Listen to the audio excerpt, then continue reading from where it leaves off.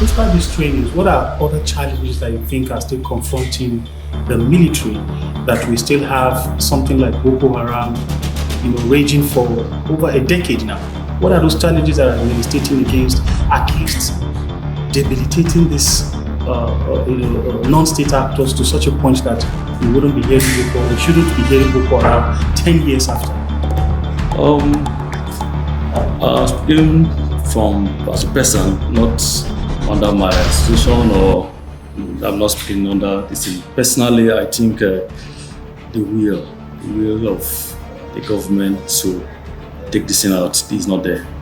You mean political will? Political will is not there, and I think there's a little of sentiment towards it. I don't know, bias and so on. That will is not there, because I know when I was serving during my time, and I served under one of the head of states in Nigeria, and he said insecurity cannot last more than 48 hours, and if it does so, that means the government hand is there.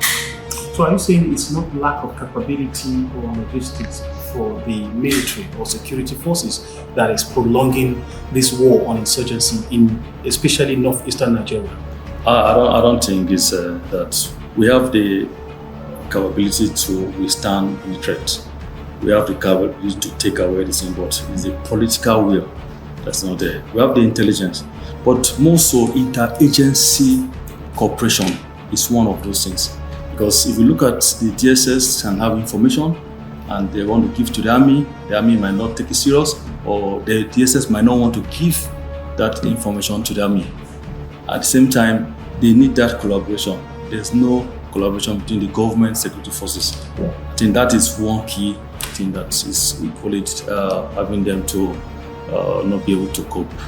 Recently, there has been a very notorious bandit, as he's called, in Zamfara State, Sokoto State, around that axis, that has eluded Nigerian security forces.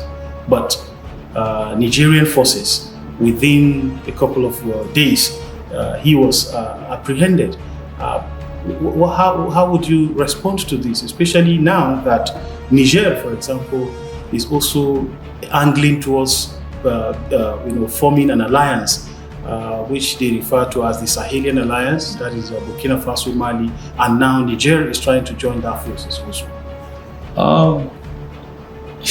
It's funny when you turban a bandit.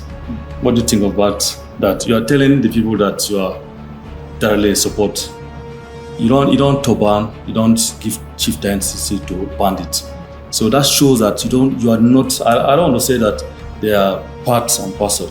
Those names that were given out to Nigerians from the Arab Emirate Dubai, where are they named? Who are the people? You're talking about the terrorist financiers. The terrorist financiers, who are they? So there are still some moles within us, either in government or with citizens that will sabotage or will not want this thing to come up. It's just like a lawyer would like to have cases so that he will make more money. And sometimes they allow this crisis to go on so that they will be able to have their own selfish financial gain. But how do you think ECOWAS, especially ECOWAS Committee on Peace and Security, has been working to address the issue of banditry? If you talk about banditry, before now, we used to call them Fulani herdsmen. And someone will tell us that don't talk about tribe. When they started, it used to be Fulani herdsmen. Now you talk about cattle rustling, and they've graduated. So I would like this whole situation to be like you having a daughter, and they're telling you, I saw your daughter with a boy or smoking, and you say no, she can't do that.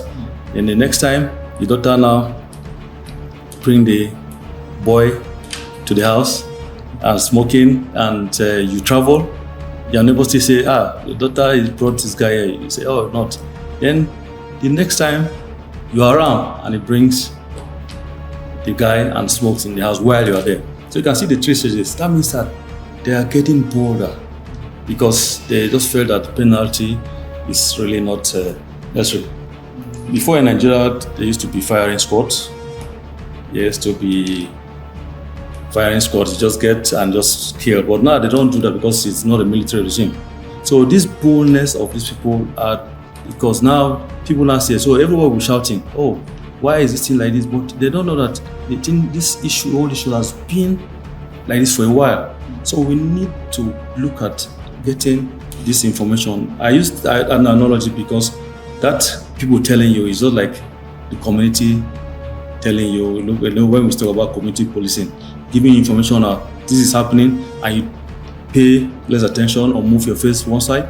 So gradually they will graduate, and when they are bold now, I can't imagine kidnapping case in Nigeria to be, and where we don't have the capability to take. I just feel the decision that they are now bold and you don't even know what to do.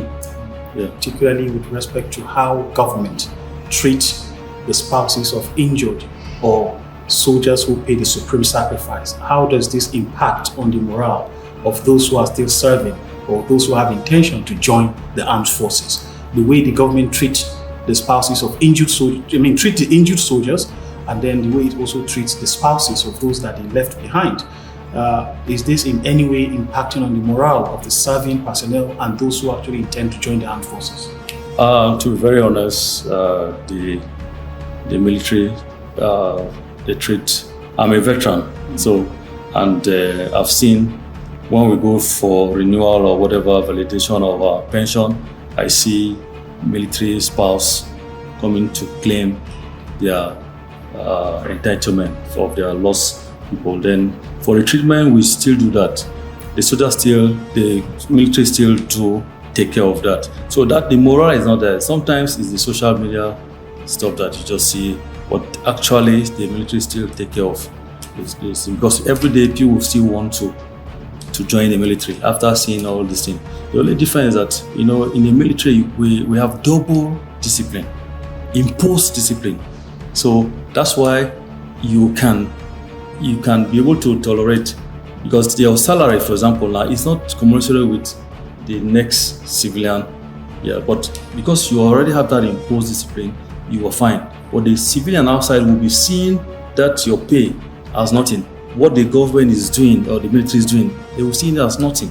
But actually, because you've already signed to protect this country and you have that imposed discipline, that should be fine. That take home should be okay. But we still look at increase in different countries. So especially Nigeria now, we talk about the labor strike now, we talk about low minimum wage, which if they are doing minimum wages, it should be able to go across the military.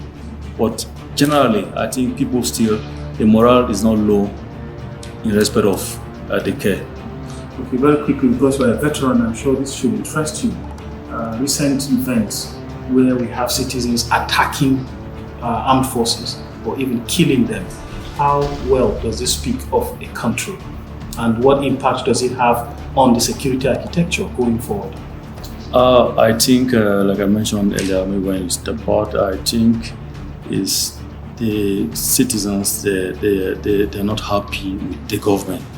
And as such, they tend to see the military as government.